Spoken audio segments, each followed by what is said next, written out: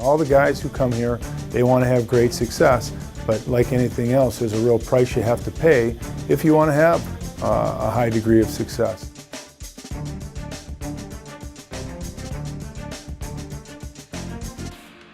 It's a big step going from whether you're playing junior hockey or high school or midget hockey to come into college hockey. And so how you prepare yourself for the demands of our game, you want guys to learn how to prepare themselves as quickly as possible. So from the day they step foot on campus, everybody notices a much quicker step, a much greater intensity, and that's required if you're going to have success here.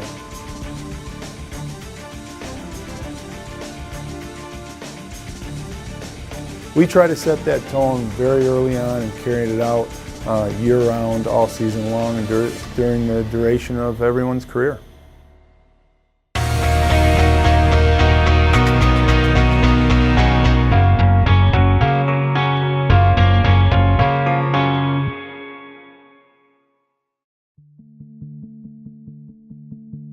2 months before we came here to Michigan State over the summer, we got a booklet of our summer workouts, big book that was pretty intimidating to look at, but it definitely helped us throughout the process. Guys worked out before we had to come here, and when we first got here, we were pretty timid about the workouts.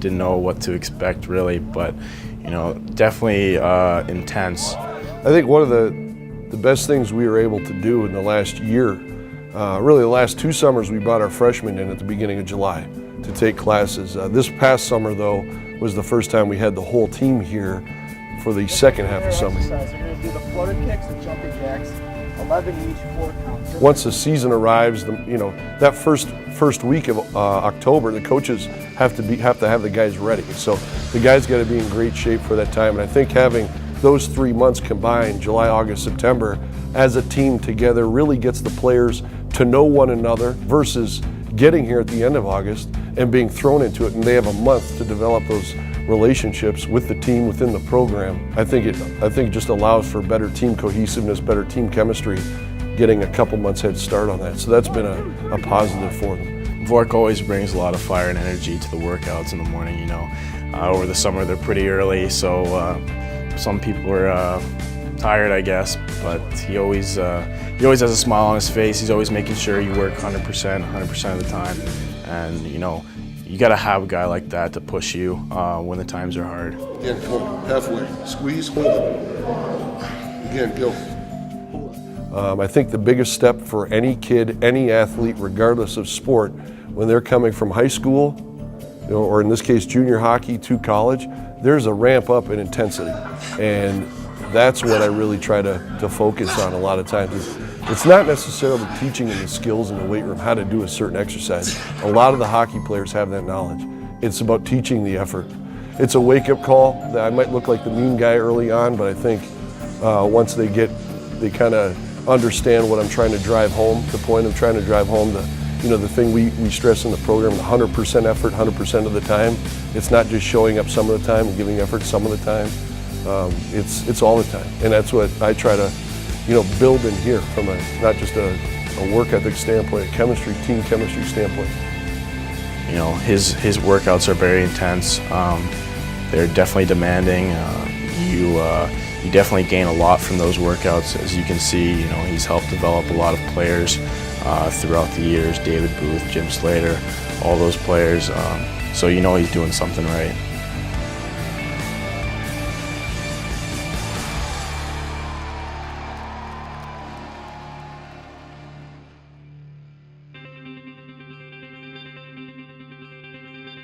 I was a student trainer at Ferris State College back in the mid-1970s, and they were starting their hockey program and asked me if I would be the graduate assistant for the ice hockey program in 1979, and I said certainly. And in 1984, the job opened up here for ice hockey, and fortunately I was hired here. I worked with Ron Mason with 18 years.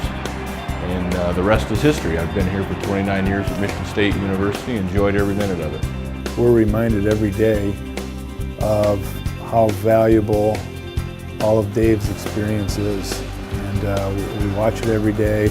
I use him as a critical resource and getting input and decision making on the health and well-being of all of our players. And so, ironically, my senior year is when Dave started here, so I've seen him from two different perspectives. One was when I was an athlete myself, and now, of course, all these years later with this wealth of experience he has and what great impact he has on our program. So he's just an invaluable asset to our program. No, Ace is a very welcoming guy. From the bat, he told us that he's there for us to help us. If we're injured, he's going to be there to help us get better. He's going to be there every step through the process, and he's just someone you rely on and someone that is always going to be there every day in and day out.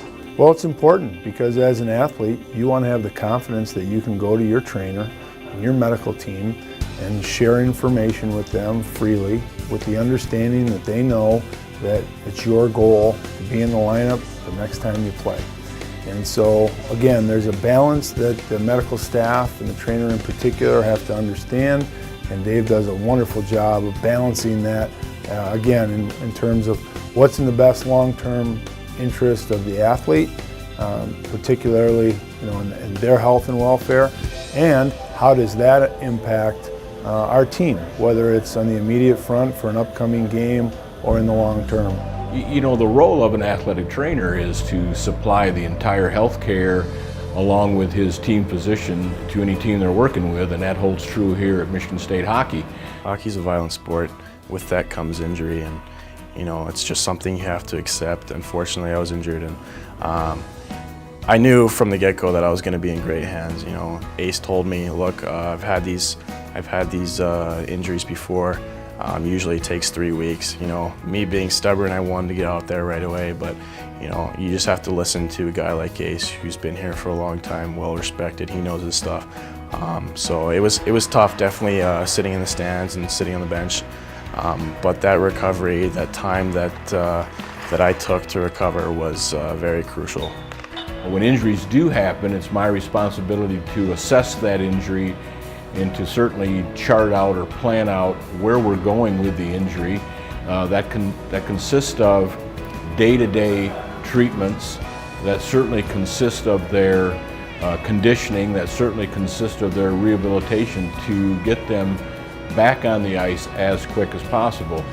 Definitely, it's important to have the medical and the rehabilitation side of it. Ace is working with Vork, telling him my status, and Vork uses that to see what I should do for that day, what kind of workouts, how hard I should go, how light I should go. So the collaboration of those two definitely makes the recovery process a lot easier. There's got to be trust between your athletic trainer and your strength coach, two-way street. We're both here for the best interest of the athlete. Dave Carrier's been here a long time, involved with hockey a long time. He's been a great resource and a great friend for me. So I rely on him as far as a lot of those things go from a knowledge standpoint. Mike is there for their strength and their conditioning. I'm here to take care of injuries, and the two of them kind of go hand in hand. Unfortunately, when we get injuries, I have to tell Mike, here's what we need to do with this athlete. I know when injury happens, that initial rehab's taken with Dave, is done with Dave in the training room. And as the athlete rehabs, he and I are going to communicate, usually through email and face-to-face that, hey, here's the injury, here's what what we're going to do. In the end, you have to be smart about it, and that's what you have Ace and Vork there for, to kind of bring you back to reality and kind of show you that, hey, like you need to recover first before you want to play. You got to be 100%. You don't want to further injure yourself. So without those guys, I'd probably be more injured.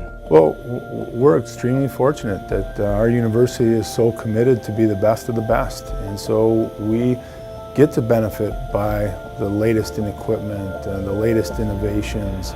All those sorts of things are plentiful here at Michigan State, and we are so fortunate. As a parent myself, I oftentimes look at things and opportunities that we're offering here to say to myself, would I love to have my own kids have the opportunities and have the kind of treatment and resources available to them in their college experience? And to me, it doesn't get any better than this.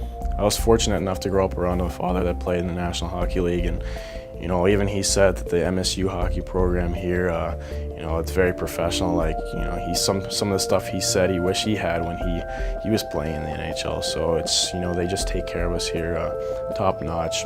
You can't ask for anything more. By investing in those different programs, academic support, strength training, and in athletic training, you're investing in the athlete, the student athletes themselves. So, you know, from that standpoint, not just staffing, but the facilities have, I mean, we went from a 4,000 to 5,000 square foot facility here in the Duffy Doherty building to about 16,000 square feet. You know, hockey's weight room, the equipment's been revamped over the course of the 16 years I've been working with them. Same with basketball. So, you know, Jennison Fieldhouse's weight room has been renovated a couple times in the last 15, 16 years. So it's taken quite a step to get there, but from that standpoint and that support for the student athlete, I think it's come leaps and bounds.